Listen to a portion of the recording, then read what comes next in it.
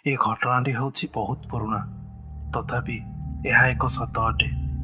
ଏହାକୁ ମୁଁ ଆମ ଗାଁର ଜଣେ ବୃଦ୍ଧ ବ୍ୟକ୍ତି ନିଧି ଦାସଙ୍କଠାରୁ ଶୁଣିଥିଲି। ତାଙ୍କ ସହ ଏହି ଘଟଣାଟି ଘଟିଥିଲା 1980 ମସିହାର ରଥଯାତ୍ରା ସମୟରେ। ସେଦିନ ଥିଲା ବାହୁଡ଼ା ଯାତ୍ରା। ନିଧି ଅଜା ତାଙ୍କ ଗାଁର କିଛି ବାଟ ଦୂରରେ ଥିବା ତାଳଚେର ସହରକୁ ଯାଇ ବାହୁଡ଼ା ଯାତ୍ରା ଦେଖି ଯାଇଥିଲେ। ସେଠାରେ ତାଙ୍କର ବାଲ୍ୟ ବନ୍ଧୁ ମଧୁରାଙ୍କ ସହିତ ତାଙ୍କର ଦେଖା ହୋଇଥିଲା, ଯାହା ସହିତ ବାହୁଡ଼ା ଯାତ୍ରା ଦେଖିସାରି ସେ ତାଙ୍କ ଘରକୁ ମଧ୍ୟ ଯାଇଥିଲେ। ସେଠାରେ ଅନେକ କଥାବାର୍ତ୍ତା ହୋଇ ଖିଆପିଆ ସାରିଲା ବେଳକୁ ରାତି ଆସି 8:30 ହୋଇଗଲା। ତେଣୁ ସେ ଆଉ ଟିକେ ବି ବିଳମ୍ବ ନ କରି ବାହାରି ପଡ଼ିଲେ ନିଜ ଘର ଆଡ଼କୁ। ସେ ଗାଁଠାରୁ ନିଧି ଅଜାଙ୍କର ଗାଁକୁ ଯିବାକୁ ଯେଉଁ ରାସ୍ତାଟି ଲମ୍ବି ରହିଛି, ସେଇଟି ନିଛାଟିଆ ଆଉ ସୁନସାନ ଜଙ୍ଗଲ ମଝିରେ ଯାଏ। ଏମିତିକି ସେଠାରେ ବିଜୁଳି ବତିର ମଧ୍ୟ ବେଶୀ କିଛି ସୁବିଧା ନଥିଲା। ତେଣୁ ସନ୍ଧ୍ୟା ହେବା ମାତ୍ରକେ ସେ ରାସ୍ତାରେ କୌଣସି ବି ଲୋକ ଯିବା ଆସିବା କରନ୍ତି ନାହିଁ। ରାତି ହେବା ମାତ୍ରେ ସେ ରାସ୍ତାଟା ଯେପରି ପୁରା ଜନଶୂନ୍ୟ ହୋଇଯାଏ। ତେଣୁ ରାତି ସମୟରେ ସେ ରାସ୍ତାରେ ଯିବାକୁ ଲୋକମାନଙ୍କୁ ଭାରି ଭୟ ଲାଗେ।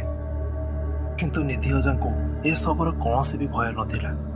ପକେଟରେ ସେ ସବୁବେଳେ ହନୁମାନ ଚାଳିଶାର ବହି ଖଣ୍ଡିଏ ଧରନ୍ତି। ତେଣୁ ସେ କୌଣସି କଥାକୁ ବି ଖାତିର ନ କରି ସେଦିନ ସେ ରାତିରେ ସେ ଜଙ୍ଗଲ ରାସ୍ତାରେ ବାହାରି ପଡ଼ିଲେ। ସେଦିନ ସେ ଜଙ୍ଗଲ ରାସ୍ତାଟା ଭାରି ନିଛାଟିଆ ଆଉ ଖାଁ ଖାଁ ଲାଗୁଥାଏ। ରାସ୍ତା କଡ଼ର ସେ ଜଙ୍ଗଲରୁ କୋକିଶିଆଳ ମାନଙ୍କର ଭୟଙ୍କର ଡାକ ମଧ୍ୟ ଶୁଭୁଥାଏ।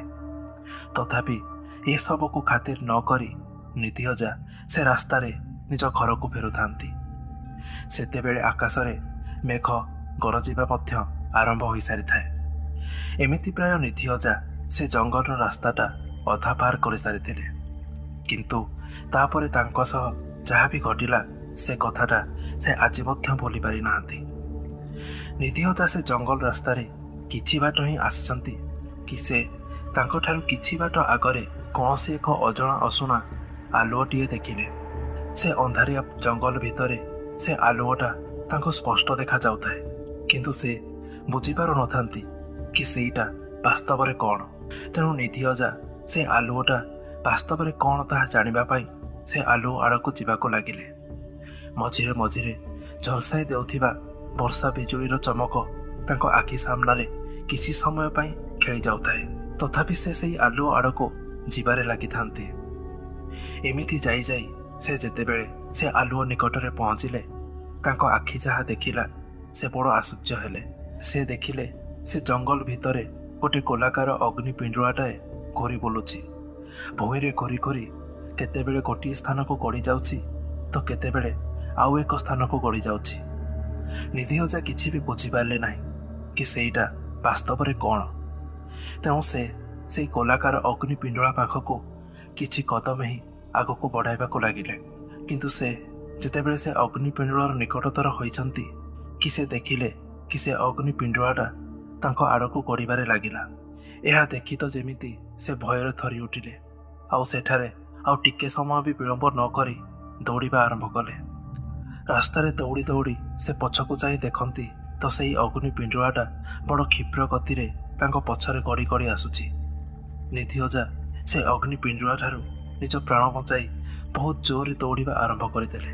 ଏମିତି ଦୌଡ଼ି ଦୌଡ଼ି ସେ ଜଙ୍ଗଲ ରାସ୍ତାରେ କିଛି ବାଟ ହିଁ ଯାଇଛନ୍ତି କି ସେ ଦେଖିଲେ କି ସେ ରାସ୍ତା କଡ଼ରେ ଥିବା ଗୋଟେ ସିଲେଇ ମେସିନ୍ର ଛୋଟିଆ ଦୋକାନଟାଏ ଖୋଲା ହୋଇଛି।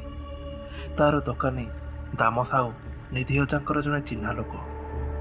ପ୍ରାଣ ବିକଳରେ ନିଧି ଅଜା ସେ ଦୋକାନ ଭିତରକୁ ପଶି ଆସି ବାହାର ଦରଜାଟା ବନ୍ଦ କରିଦେଲେ, ଆଉ ଦୀର୍ଘ ନିଶ୍ୱାସଟିଏ ନେଇ ସେଇ ଦରଜା ପାଖରେ ହିଁ ବସି ପଡ଼ିଲେ। ଏହା ଦେଖି ସେ ନିଧି ଅଜାଙ୍କ ପାଖକୁ ଦୌଡ଼ି ଆସିଲେ ଆଉ କହିଲେ, କ'ଣ ହେଲା ନିଧି ଭାଇ, ତମେ ଏମିତି ଦୋକାନକୁ ଆସି ବାହାର ଦରଜାଟା କାହିଁକି ବନ୍ଦ କରିଦେଲ? ନିଧି ଅଜା ଭୟରେ ଥରି ହୋଇ ହୋଇ କହିଲେ, ସେ ଜଙ୍ଗଲରେ ମୁଁ ଗୋଟେ ଅଗ୍ନି ପିଣ୍ଡୁଳାଟାଏ ଦେଖିଲି। ସେଇଟା ସେଇ ଜଙ୍ଗଲ ଭିତରେ ଘୁରି ବୁଲୁଥିଲା। ମୁଁ ଯେତେବେଳେ ସେଇଟା କ'ଣ ଜାଣିବା ପାଇଁ ତାର ନିକଟତର ହେଲି, ସେଇଟା ଆପେ ଆପେ ମୋ ପଛରେ ଗୋଡ଼ାଇଲା। ଏହା ଶୁଣି ସେ ଦୋକାନୀ ଦାମ ସାହୁ ମଧ୍ୟ ଭୟର ନଜରରେ ଅଜାଙ୍କୁ ଚାହିଁ ରହିଥାନ୍ତି। ଦାମ ସାହୁ କହିଲା, ଭାଇ ତୁମ ଭାଗ୍ୟ ଭଲ ଥିଲା, ଆଜି ତମେ ବଞ୍ଚିଗଲ, ନହେଲେ ଜଣା ନାହିଁ ଆଜି କ'ଣ ହେଇଥାନ୍ତା ତମ ଅବସ୍ଥା। ନିଧି ଅଜା କିଛି ବୁଝିପାରିଲେ ନାହିଁ। ସେ କହିଲେ, କ'ଣ କହିବାକୁ ଚାହୁଁଛୁ, ସଫା ସଫା କହୁନୁ।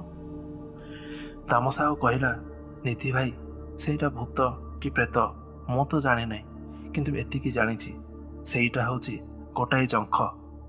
ନିଧି ଅଜା ବଡ଼ ଆଶ୍ଚର୍ଯ୍ୟ ନଜରରେ ଚାହିଁ ରହି କହିଲେ, ଜଙ୍ଖ, ସେଇଟା ପୁଣି କ'ଣ?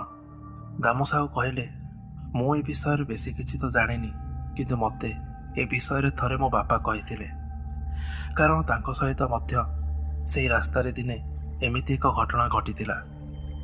ମୁଁ ଏ ବିଷୟରେ ପଚାରିବାରୁ ସେ ମୋତେ କହିଲେ କି ବର୍ଷା ଦିନେ ସୁନସାନ ରାତିରେ ସେ ଜଙ୍ଗଲରେ ଜଙ୍ଖ ବାହାରେ। ସେଇଟା ହେଉଛି ଗୋଲାକାର ଗୋଟେ ଅଗ୍ନି ପିଣ୍ଡୁଳା। ଯଦି କୌଣସି ବ୍ୟକ୍ତି ସେ ରାତିରେ ସେ ରାସ୍ତାକୁ ଯାଏ, ତେବେ ସେ ଜଙ୍ଖଟା ତା ପଛରେ ତାକୁ ଗୋଡ଼ାଏ। ଯଦି ସେ ବ୍ୟକ୍ତିର ଗୋଡ଼ ତଳେ ସେଇଟା ଗଡ଼ିଯାଏ, ତେବେ ଅଳ୍ପ ଦିନ ମଧ୍ୟରେ ସେ ବ୍ୟକ୍ତିର ଜୀବନ ଚାଲିଯାଏ। ଏ କଥାଟା ଆମ ଗାଁ ସାରା ମଧ୍ୟ ସେତେବେଳେ ହୁରି ହୋଇଥିଲା। ସେଇ ଦିନଠାରୁ ସେ ରାସ୍ତାରେ ରାତିରେ କୌଣସି ଲୋକ ମଧ୍ୟ ଯିବା ଆସିବା କରନ୍ତି ନାହିଁ। ତୁମ ଭାଗ୍ୟ ଭଲ ଥିଲା, ଆଜି ତମେ ବଞ୍ଚିଗଲ। ଏହି ସବୁ କଥା ଶୁଣିବା ପରେ ନିଧି ଅଜା ସେ ରାତିରେ ଆଉ ବାହାରକୁ ବାହାରିଲେ ନାହିଁ। ରାତି ପାଇଁ ସକାଳ ହେଲା ପରେ ଯାଇ ନିଜ ଘରକୁ ଫେରିଲେ। ସେ ଆଜି ମଧ୍ୟ ସେ ରାତିର କଥାକୁ ଭୁଲି ପାରି ନାହାନ୍ତି।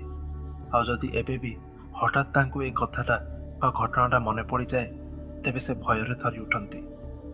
ଆପଣମାନଙ୍କୁ ଏ ଘଟଣାଟି କେମିତି ଲାଗିଲା ଆମକୁ କମେଣ୍ଟ ସେକ୍ସନ ମାଧ୍ୟମରେ ନିଶ୍ଚୟ ଜଣାଇବେ। ରହୁଛି, ଧନ୍ୟବାଦ।